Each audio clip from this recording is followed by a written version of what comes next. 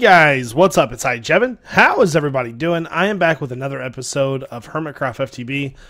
Dim voice cracks though. How are you guys doing today? I hope you guys are all doing well. I was looking at all of our ores here and I was like, man, we have a lot of ore. And we hit 1 million glowstone officially. Oh, by the way, guys, I did update the setup. Thank you guys for all the comments and things like that. I didn't know that the breakers actually put into adjacent inventories, so I got rid of all of the vacuum hoppers and then literally just put chests next to these. So this is breaking a piece of glowstone like every 4 seconds or so. And yeah, so we'll never run out of glowstone pretty much ever again, which is pretty freaking awesome. So like I said, I was looking at this setup over here, like all of our ores, and I was thinking, man, when are we ever going to need to like use all of this? And so I was thinking, why not move to crafting on demand? Crafting on demand is say I run out of gold, but I have gold in the system that's not processed. So eventually we would run out, and that's when the ME system would kick in, make gold for us, and craft the items that we need. But we've got so much that I doubt we'd ever even get to that. So I've been separating these ores here. And I think there's a new ore in the game. There's this stuff called platinum ore from Electricraft that actually makes shiny ingots. And I have never seen Electricraft in my life. But you can just straight up craft shiny ingots with it. But yeah, so I've went through and I've literally processed like everything I could possibly find. So the top row is macerated, the bottom row plus the top row is macerated, then smelted. This is pulverized, and this is broken with a breaker. And so how are we going to do this, you ask? Well, it's pretty simple. All we have to do is put an ME interface on top of this stuff. So say when we want to make a tesseract frame, it requires pulverized tin, and we never have pulverized tin. But if you put pulverized tin up here, so you would put 1 ingot, and then you would put 1 pulverized tin, and anytime that I ask for that pulverized tin in a crafting recipe without directly asking for it, it'll craft it. So that's kind of what we're going for here. So what we'll do is we'll take like each one of these with the ore, and we'll put it in there and be like, hey, we need this, and you'll make what we need. So pretty awesome. And we won't actually have to do that for the some of them. So like say for these top macerated ones, they'll make the crushed ore. The crushed ore can be auto processed once it's already in the crushed form, but things for like these ones right here will have to have some separate machines. So I'm thinking I want to do 2 ore per machine. Now, we have plenty of room, but if you look at the ME interface, this saves us room for later on if anything else is added. We could actually probably end up doing 4 and being fine, because it still gives us, like, there's an inventory of 9 on that thing. I just don't want to have it, you know, kind of be jumbled up a lot, so what I'm going to do is I'm actually going to remove our processing room down here. We're going to use the same room, but we're going to reconfigure all this and make it to where it's actually way better. So let me get rid of all this, get everything set up that I'm going to need, and I'll be back. Alright guys, so I am back. I've done a little bit of work on this. Main thing was just crafting the machines, removing everything. One thing that I like to do is, you guys know that I like to have the 5x5 pathway as we go around the base. So with that being said, I use landmarks just to tell me how much room I have to work. What I'm actually thinking about doing is moving this room forward 1 block. That way it works out to be even. So this will not be automated crafting. This will be ore processing. This is on-demand processing when we need it. So what we'll do is we'll put an interface on each one of these. And we'll tell this thing... Actually, we won't need the interface on these 2.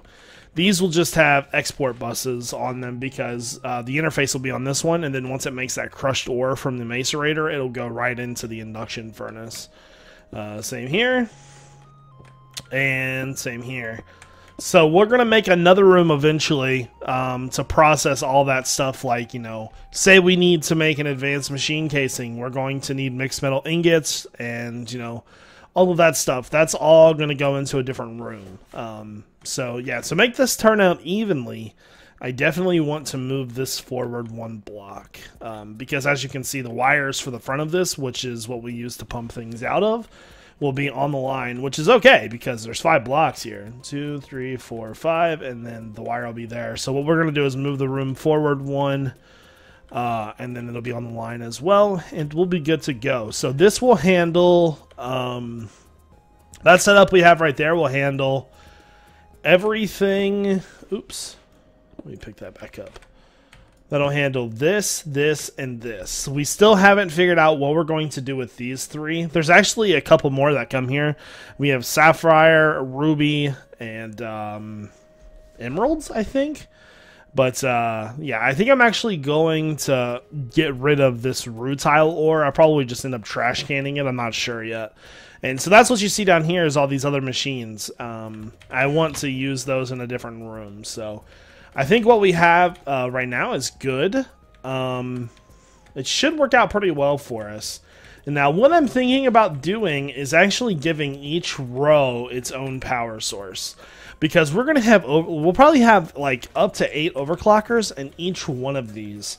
And we want these to run fast. And so it's going to need its own separate power. There's just no doubt about it in my mind. So what I'll do is I'll probably put a Tesseract energy bridge set up and just run it straight down each line here. Alright guys, so we are just about ready. I'm just checking to see if I have any more energy bridge stuff. We're going to need this. What is this? An EU HV producer. EU. Oh, well, looks like I have 2 of those. Perfect. Hold on. And my chair, the thing came unclicked and I about fell on my face. An RF consumer. There we go. Awesome. So what we're going to do is set this up. We're not going to hook them up. Don't worry though. Machines cannot actually blow up in this pack, so a little cheaty, but let's see. I want to be able to get out of here. That should work. We'll put the other one right here as well. Really hoping that this side can hold that amount, and then we'll put the energy here. We actually need to go grab another resonant energy cell. Energy. That one's full. We'll take that. That'll be less strain on the system at that point. Okay, so let's see here. New producers. Producer. Energy bridge. Where'd it go? Oh. Herp derp. Energy bridge. And then we need RF consumers. And I thought I had enough room here, but I guess not. It'll be fine, though. We'll get rid of this.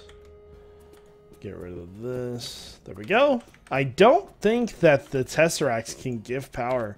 I wanted to have a buffer of power there. That's why I got the energy cell in the first place. But let's go ahead and set... Okay, that's all set to good to go.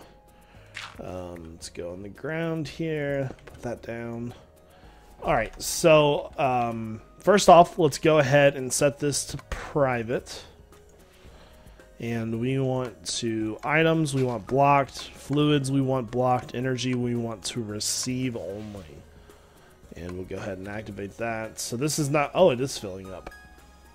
Oh, it's draining. Oh, okay. That's weird because none of these are blue. That doesn't make any sense. Okay.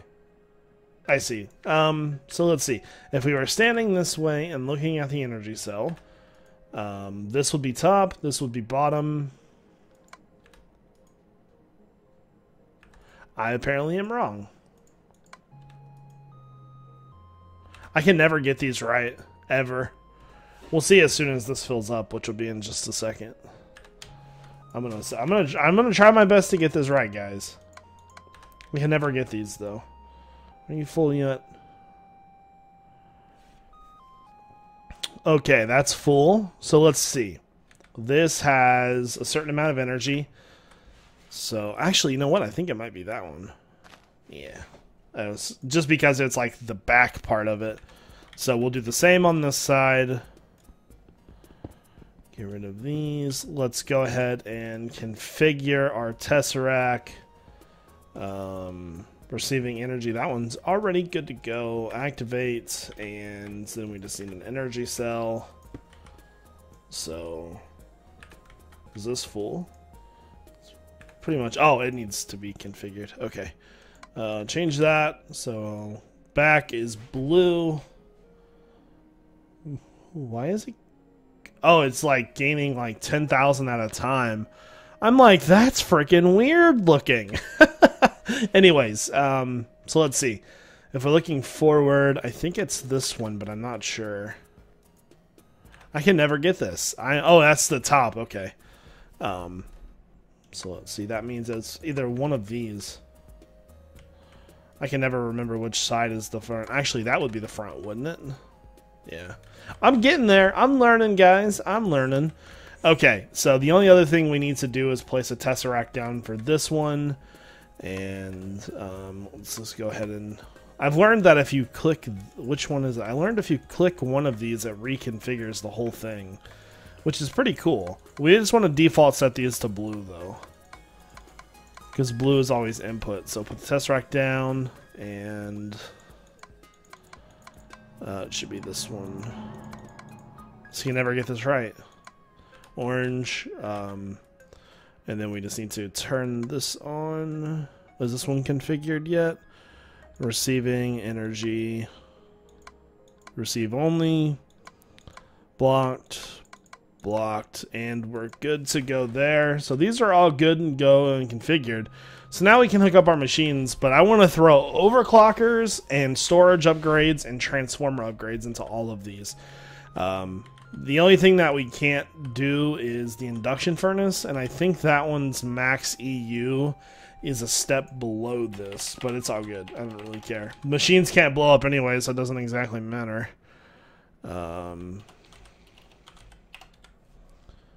This is what we want. Max EU is 128. This is putting out 512. I'll make sure to do the other machines, though. So let me get all that stuff ready as well. Right, so this is sort of the basic setup that I like to do. We'll do one transformer upgrade, so this can now take in 512 EU. And this is what this is outputting. Unfortunately, the induction furnaces are a little bit weird, but like I said, they won't blow up, so it doesn't matter. We're also using 8 overclockers, increases power by 600, and holy crap. That's insane. Does it change if I only have 2 there? Yeah, so we're increasing our power to 655%, and decreases process time by 24%. So we're actually doing that double because we have 2 stacks of 4. And I'm also increasing my storage upgrade by 100,000 on each of these 2 machines. Now the only thing we need to do now is grab a redstone block and put that in the middle, so these 2 guys will constantly be on, just like that, and that's good to go. Obviously, we still need all the ME cable and all the patterns and everything, but that's pretty much the setup for all of this. Now, I'm going to continue to work on this. I'll be back once this is finished, because it is going to take a little while to get done. Alright, guys, all of our crafting on demand is essentially finished. Obviously, we're not going to be able to get everything all the time. Let me put that up. I actually want to go check this chest one more time because I think there was a couple... Okay, so the only thing that we're missing is the Breaker Plus on demand, which I'm not really too worried about right now. So let's go ahead and check out the room and see what we got here. So this is the finished up product here. So here's how I decided to do this. I decided that instead of explosions, instead of only having 1 on demand, I have both on demand. So say I want 10. I can call for either crush 10, or I can either call for this, which you'll see if we go down below is crafted, or I can call for an ingot, and so that'll be pretty helpful. So we go check this guy out right here. So you can see that we have the crush 10, which is using 1 tin ore to crush it into 2 tin dust, and then over here we have that going 1 to 1 in here. So say if we were to call for 10 of the 10 ingots, it would crush 5 of these and give us that, because it's going to need that, which is going to require that. Same on this side, same on this side. Plenty of room left over for other material. I'm pretty sure I got everything. The one that took the longest was the pulverizers, because the pulverizers, so much. So we got redstone. This one's using nether platinum. We also got coal, Certus, pulverized ferrous metal. We pulverized ferrous metal because you can actually get a 10% chance of getting shiny metal. Same with lapis. Lapis gives you like 6 pieces or something like that. So more shiny metal. There's a platinum ore in the game now. It just kind of appeared out of nowhere. So I think it came with the update actually, but yeah. So we have like 1,500 of the shiny metal now, or this platinum ore. Same saltpeter, and then quantum dust and diamonds. So we're getting max efficiency. All of these machines are good to go. This room is actually now finished. So, oh no, it's not. I lied. We gotta fix that. But other than that, we're good to go. So now, like later on in another video, we'll actually go ahead and move on to auto crafting, which will be like induction furnaces and anything that'll need to be smelted and stuff like that. Just stuff you use in the process of crafting. So let's go ahead and move on. So guys, I'm not sure if I showed you this thing or not. I'm gonna go ahead and show you it real fast. Let me just put this stuff away. During a live stream, remember we were having problems with all of those mobs? We actually fixed this right here. All we have to do is hit this lever. That's a big old guy. It's a big boy. But yeah, what I have done is I am using advanced drawbridges and a redstone wireless system here. As you can see, we're using the rednet cables, and this just powers these systems. I'm actually using the advanced drawbridge because we were having items go into the system and it wouldn't pop the blocks up. So anytime, so like our cursed earth now is completely controllable by this flick of a lever. Just like so. Anytime we want to start spawning mobs, it's just as easy as that. Alright guys, so I was looking at glowstone. We have so much glowstone, right? And then I was like, what can I craft with glowstone? I didn't actually realize that you can craft these black crystal not the black crystal shards, but you can actually craft these different crystal shards, right? This is insane because these shards have so many good features to them, like, well, I mean, for example, water breathing, and this purple one is used for using making XP. So I can do like a jump boost. You know, I could literally make a room for like these dedicated to my base just because of like there's so many different ones. I didn't even realize it. I actually want to make some of these purple ones really quickly. Let me see, purple. Where are they at? It's probably gonna take me a second to find them. You'd think they would. Here they are. I thought at first that they would... Wait, do I not have any purple... I guess it would help if I could type. Oh, these are... they were silk touched. Okay. Let's put a couple of these down. So if you don't know, these gain you XP. And I'm kind of curious to see if these work like... how they work. I've never used them before, and I'm very curious now. Okay, that is one purple seed. Let's grab a watering can. And we're gonna need a hoe. There we go. Let's go outside real fast. Like, I want to know how these grow and like what they look like, and because like if we can grow these like on a massive scale, we could stash these in our base and just like have infinite abilities. Okay, so you can't actually plant these on dirt. Where can I plant them? Maybe on cobblestone? That's very weird.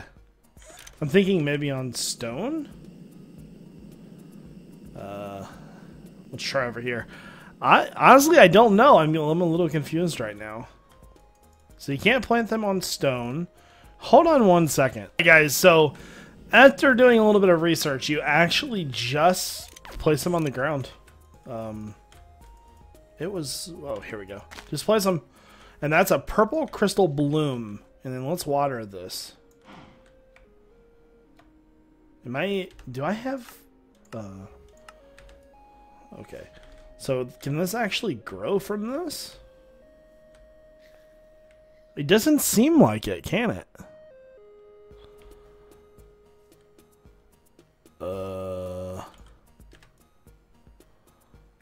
That's weird. Anyways, I've actually seen that you can make these pendants, right? I want to make one because you can actually wear these pendants. Let's go inside here. And so this pendant, enhanced purple crystal pendant, make this one. I'm assuming we put it right there. Okay, well I can't put it, does it need to be like on my armor? Huh. Very weird. But you're supposed to be able to wear this thing. I just don't see where it goes. Well then. Maybe let's try making this one. What are we missing for that one? Okay, we have both of them now. I'm not gaining any XP. That's weird. You think it would go right here. That's like a pendant necklace spot. I just can't wear it. Hey guys, so for the last part of this video, we're actually going to upgrade our remote ordering pipe. The one we have now is actually kind of slow. So, I mean, it's okay for one item, but if I'm requiring, like, say I need to request, like, 500 blocks, I literally have to wait for 16 at a time to go into this ender chest down here. And it's not very cool, I gotta say. So what we're going to do is we're actually going to change this up a little bit here. Let me go ahead and get the stuff that we're going to need for it first. We're going to need a chassis pipe, an MK4 chassis pipe, which is this guy right here.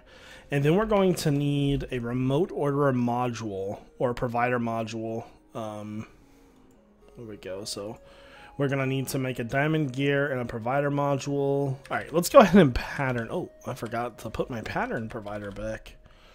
That's not good. Not good at all. So we'll go here.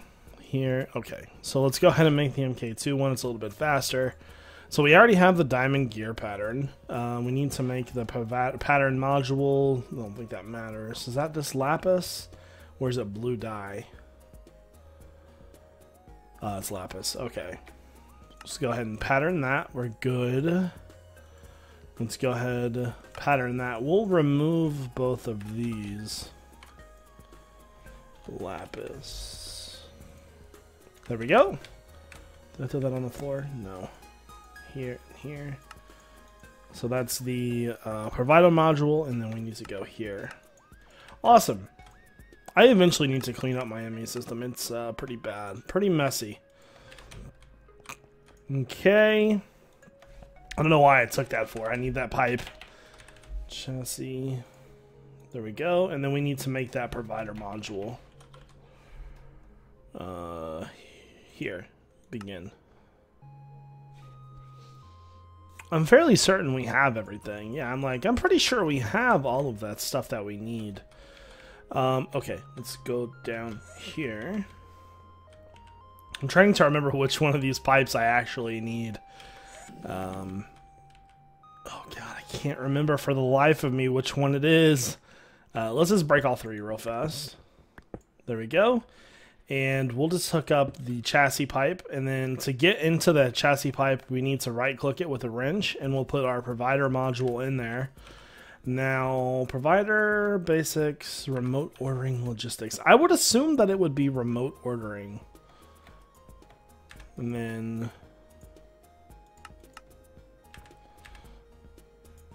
yeah, that seemed to work. Okay, I actually want to see just how much faster this is. Let's request...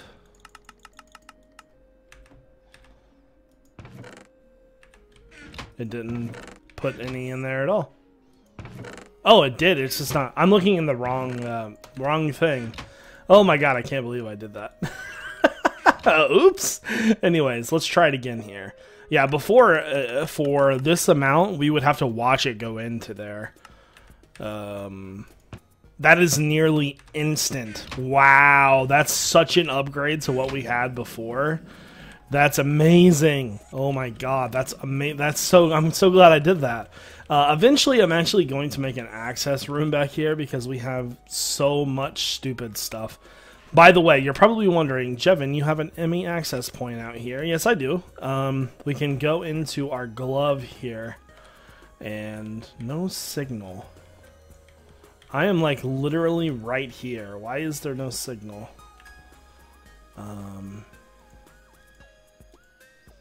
Let's try it again. That's weird. I don't understand why it said no signal. But we can wirelessly access our ME terminal inside of our base just from our glove. And that's just the wireless module upgrade to it. And then you can put these range boosters in here. So if we go down here, we actually should be able to access our items from like right here. Because I actually put one behind the wall there. Yeah, I don't know how far it goes though. Wow, that goes pretty far. Oh, wow. Really? Holy crap. It goes all the way back here. Wow. So we can just about access all of our items from anywhere in our base. So that is pretty neat. So anyways, guys, I'm going to go ahead and end the video now. I hope that you guys enjoyed the video. If you did, don't forget to leave a rating. I'm pretty happy with what we got done today. We got done the remote ordering of any ores that we'll possibly need, upgraded our logistics system, and some other little things. Anyways, guys, like I said, I hope you guys have a great day. This is iJevin. Peace out.